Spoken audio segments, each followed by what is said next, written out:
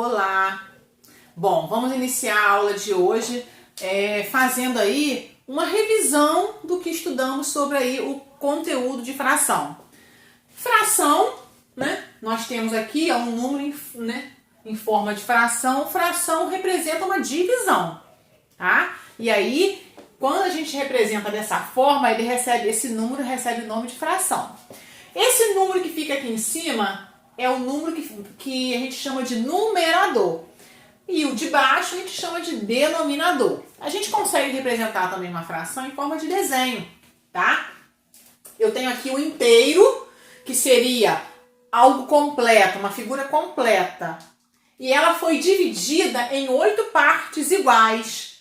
O denominador da fração, ele sempre representa isso. Em quantas partes o inteiro foi dividido?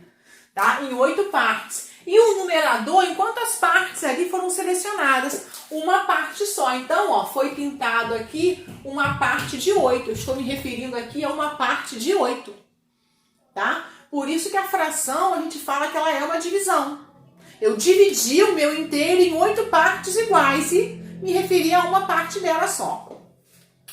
Como é a leitura dessa fração aqui, ó? 1, a gente lê, né, o numerador como ele é, 1, e o denominador aqui, ó, oitavo. Vamos ver aqui outros exemplos de leituras de frações. 2 nonos, 3 décimos. Aí, o que vai acontecer aqui quando o nosso denominador for maior que 10? Ó, a gente vai ler 2 onzeavos. Essa palavrinha vai ter que ficar sempre, né, no final do denominador. 1 centésimo. Então, quando o meu denominador for 100, 1 centésimo. Quando o meu denominador for 1000, 3 milésimos. Continuando aqui, a gente trabalha também probleminhas envolvendo frações. Olha esse exemplo aqui, ó. Sabendo que uma pizza grande custa R$ 48,00, determine qual seria o preço de 2/4 dessa pizza. Então, a pizza inteira, o preço dela, R$ 48,00. Quanto corresponde 2/4 desse preço? Então, eu quero calcular o seguinte. 2/4 de 48. Tá? Então, 48 é o inteiro. Esse inteiro ele foi dividido em quantas partes? Em 4 partes, porque o denominador sempre representa em quantas partes o inteiro foi dividido. Então, eu vou dividir 48 por 4. Aí, eu vou ter aqui, ó, 12 como resultado. O que significa esse resultado? Que, né, dessas 4 partes, cada parte vale 12. Dessas 4 partes, cada parte vale 12. Quantas partes eu quero? 2. Então, é só eu pegar 12 e multiplicar por 2. Resposta, 24. Isso quer dizer que 2/4 da pizza correspondem a R$ 24,00, tá? Falamos também, nesse capítulo de frações, sobre frações equivalentes. Frações equivalentes são frações que representam a mesma parte do inteiro. E como a gente descobre essas frações equivalentes? A gente pode usar a multiplicação ou a divisão. Porque eu posso pegar uma fração e multiplicar ela, o numerador e o denominador, que eu vou estar encontrando uma fração equivalente a ela.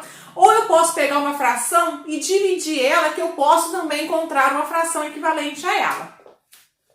Comparação de frações. Para a gente fazer comparação de frações, é só a gente ter os denominadores iguais. Os denominadores estando iguais, a gente consegue comparar. Porque aí você vai saber, olha para o numerador, quem é o maior, quem é o menor. Aí a gente vai saber quem é o maior e quem é o menor. Mas os denominadores precisam estar iguais, tá?